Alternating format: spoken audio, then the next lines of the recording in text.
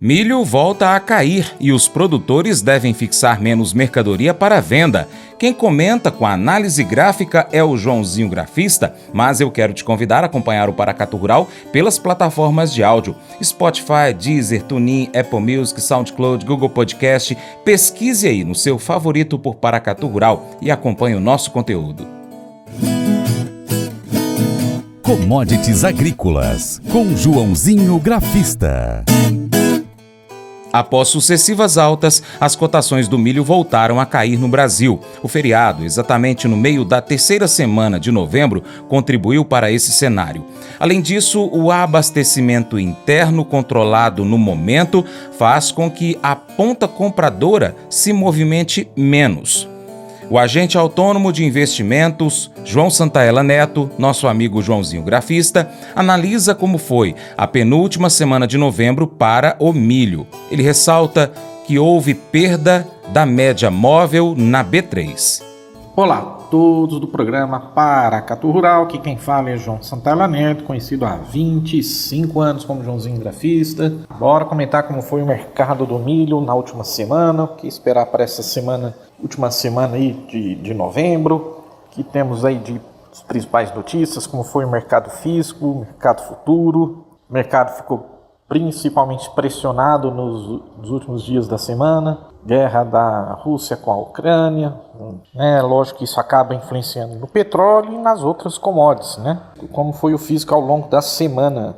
E com o feriado e o consumidor mais retraído, os preços do milho enfraqueceram em algumas regiões do Brasil. De modo pontual e de acordo com as características de oferta e procura regionais, houve queda nas cotações em diversas praças, o que não vinha sendo observado há até pouco tempo, já que o mercado mantinha-se muito firme.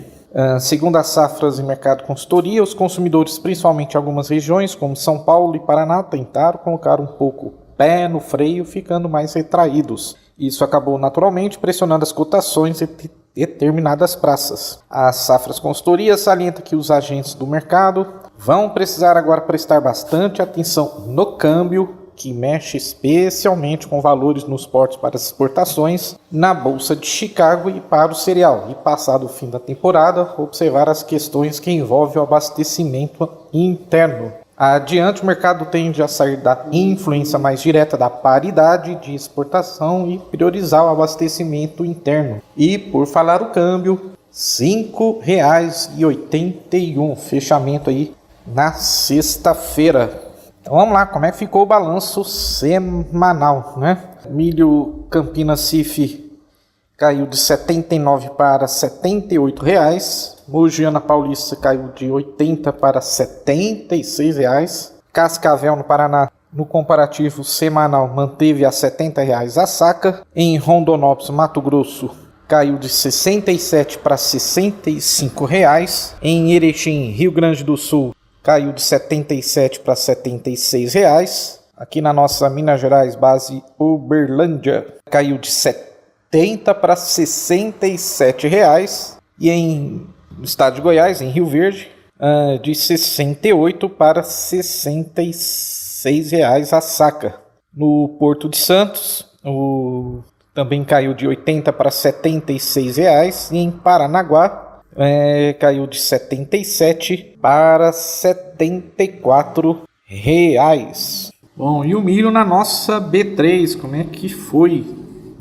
Na sexta-feira, então, registrou a 7ª queda seguida na Bolsa, com um movimento que busca antecipar uma baixa nos preços que ainda não apareceu no mercado físico. Nós vimos até uma leve queda, né? O analista de mercado da Royal Rural, Ronaldo Fernandes, aponta que as compras das tradings, para exportação em dezembro estão muito fracas e as indústrias de ração no Brasil começam a diminuir as compras para as festividades aí de final de ano. Apesar disso, um movimento de produtores segurando as vendas, o que impede os preços de cair no mercado físico e, na visão de analista, deve sustentar as cotações do Brasil durante essa reta final de 2024. Para o ano que vem, o analista destaca cenários de atenção para as exportações brasileiras que perderam espaço de mercado em 2024 e vão enfrentar mais concorrência de Estados Unidos, Ucrânia e Argentina. Então vamos lá, vamos para o gráfico do milho.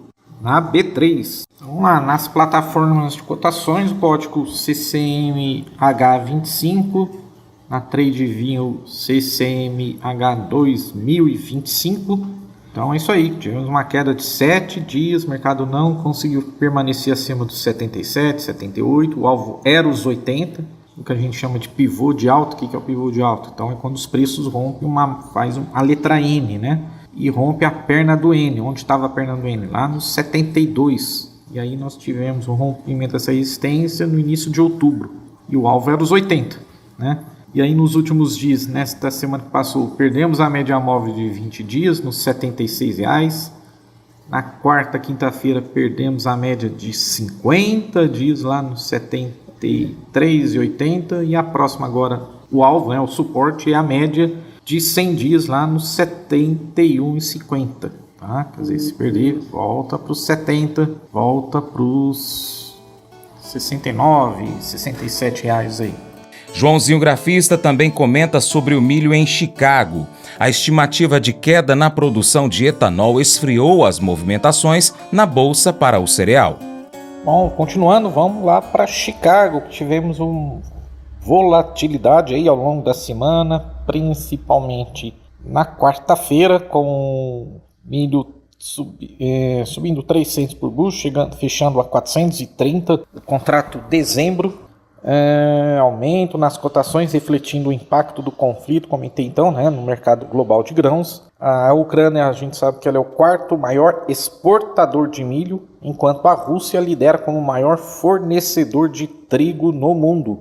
As tensões entre os dois países têm gerado preocupações sobre a oferta global, especialmente no caso do trigo, cujos preços influenciam diretamente o milho. Essa conexão se deve ao uso alternativo dos dois grãos na alimentação animal e em outras aplicações. Outro fator que influenciou o mercado na quarta-feira foi a queda na produção de etanol dos Estados Unidos, divulgado pela Administração de Informações de Energia, a EIA.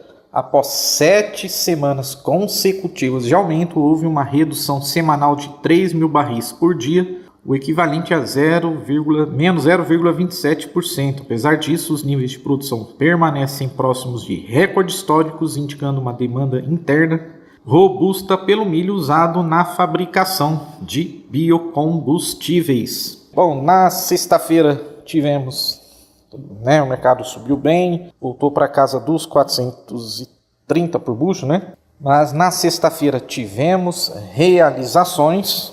E aí o milho que bateu nos 430 fechou na sexta-feira a 425,50, uma queda aí de 0,29%, né? O mercado foi pressionado pelo cenário fundamental de ampla oferta global, em especial nos Estados Unidos e na América do Sul. Além disso, a forte aceleração do dólar frente a outras moedas. O que fica esse dólar?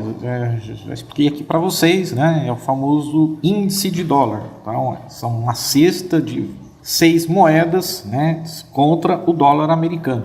Também a queda não foi tão expressiva, né, porque tivemos uma alta do petróleo em Nova York.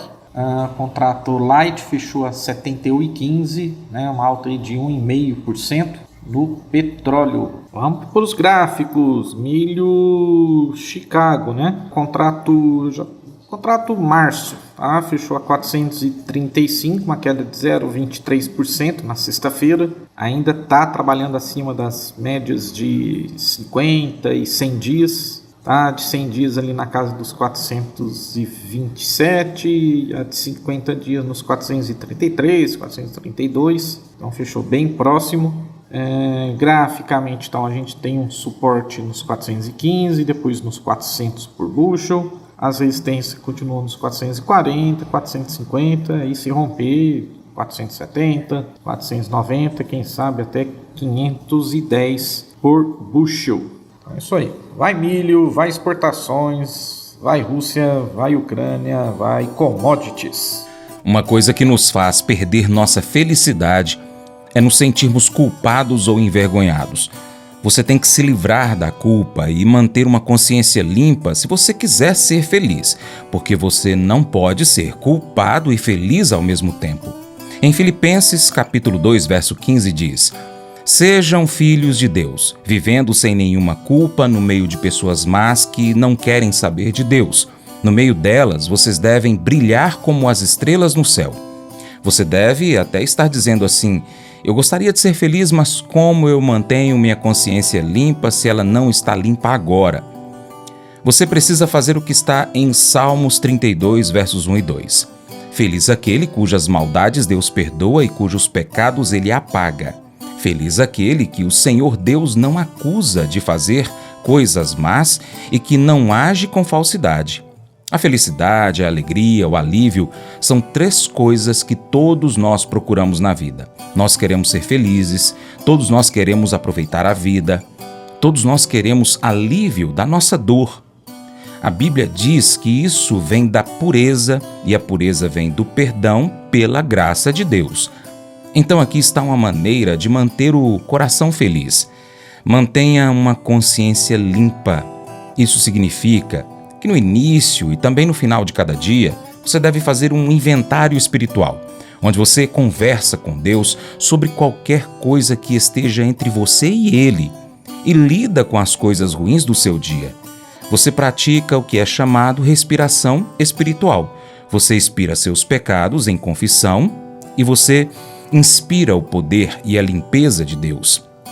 Ele promete que, se nós confessarmos os nossos pecados a Deus, Ele cumprirá a sua promessa e fará o que é correto. Ele perdoará os nossos pecados e nos limpará de toda maldade. Texto que está em 1 João, verso 9 do capítulo 1. Esse devocional faz parte do plano de estudos Hábitos de Felicidade do aplicativo bíblia.com. Muito obrigado pela sua atenção e até o próximo encontro. Deus te abençoe. Tchau, tchau.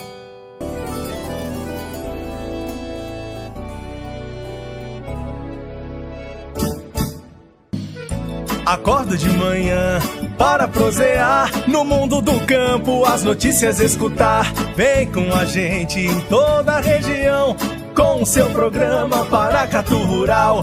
Tem notícias, informação e o mais importante, sua participação. Programa Paracatu Rural. Programa Paracatu Rural.